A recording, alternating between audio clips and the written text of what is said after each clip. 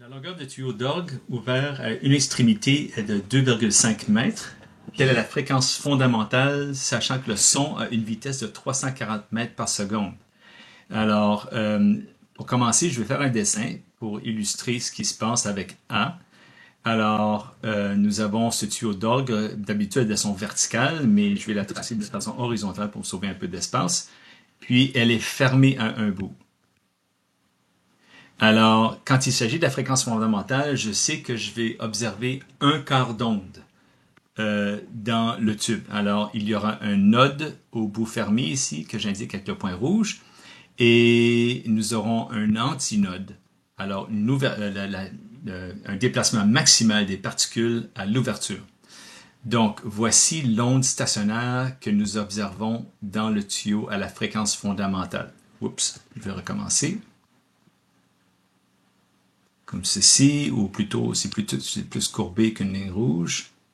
Alors voilà notre onde stationnaire qui fait du va-et-vient comme ceci. Alors, encore une fois, nous observons un quart de longueur d'onde qui est égal à la longueur du tuyau qui est 2,5 mètres. Maintenant, on se demande encore, c'est quoi la fréquence fondamentale? Alors, nous avons l'équation universelle des ondes. Et nous allons isoler la fréquence. La vitesse, premièrement, avant de faire la substitution de la vitesse, j'ai noté ici que lambda, je vais isoler lambda de cette relation ici. Alors, si je multiplie par 4, j'ai comme résultat 10 mètres. Alors, lambda, la longueur d'un cycle d'une longueur d'onde, c'est 10 mètres. Alors, la vitesse, c'est 340 mètres par seconde. La longueur d'onde, c'est 10 mètres. Alors, la fréquence fondamentale est égale à 34 Hz. Pour partie B,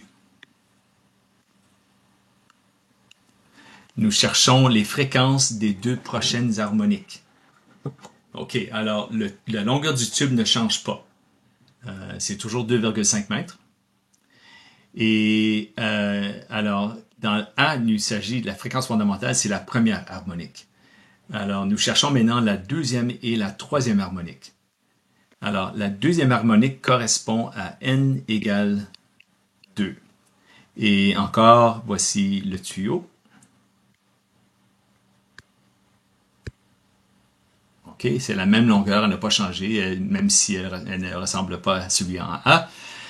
Et à la deuxième harmonique, nous ajoutons donc une demi-longueur d'onde. Nous avons un node ici à la fin, bien sûr, et un node environ ici, un node qui s'est ajouté. Alors voici l'onde de quoi elle aura l'air, l'onde stationnaire à la deuxième harmonique.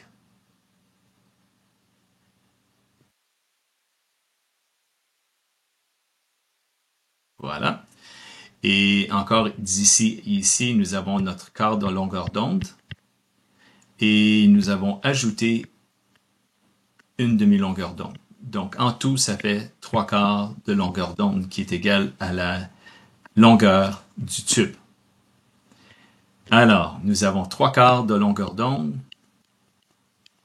qui est égale à 2,5 mètres. Je multiplie par 4, je divise par 3. Alors, j'ai 10 mètres sur 3 pour la longueur d'onde. Et alors, ici, dans l'équation universelle des ondes, j'isole la fréquence encore. Et lambda est remplacé par 10 sur 3 mètres. Et la vitesse est toujours 340 mètres par seconde. Et j'obtiens une fréquence de 102 Hz. OK? Et maintenant, pour la troisième harmonique,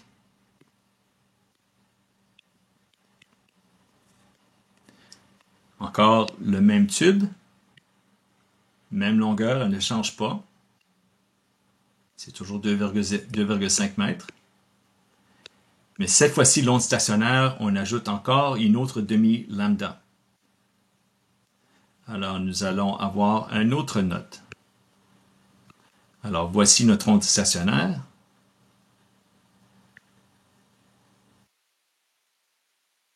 Alors, d'ici à ici, j'ai un quart de longueur d'onde. D'ici à ici, j'ai une demi-longueur d'onde. Et ici, encore une autre demi-longueur d'onde. En tout, ça fait 5 quarts de longueur d'onde qui est égale à L, qui est égale certainement à 2,5 mètres. Donc, j'obtiens pour lambda, je fais x4 qui fait 10 divisé par 5, ce qui fait 2 mètres. Encore une fois, l'équation universelle des ondes, F égale à V sur lambda, et lambda est 2. Et encore une fois, bien sûr, je fais la substitution pour la vitesse qui est 340 mètres par seconde. Et j'obtiens une fréquence de 170 Hz. OK. Maintenant, juste une petite note. Alors, je suis allé ici à partir des principes fondamentaux, sans utiliser vraiment la formule qu'on vous montre à la page des exercices, mais on pourrait certainement s'en servir aussi. Alors, nous avons pour les colonnes d'air avec une extrémité fermée cette formule.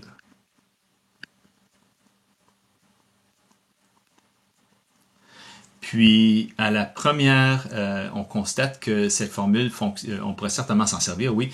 Alors, la première harmonique qui correspond à la fréquence fondamentale, n est égal à 1.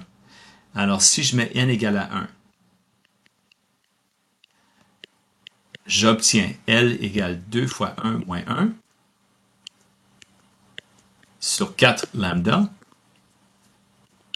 Et en parenthèse, j'obtiens 1 sur 4 lambda, qui est justement le résultat que nous avons observé ici. OK? Et alors, de la même façon, si j'utilise cette formule encore une fois pour n égale 2, pour la deuxième harmonique, je vais obtenir ce résultat, parce que L est égal à 2,5 mètres, et ainsi de suite. S'il y a des questions, n'hésitez pas.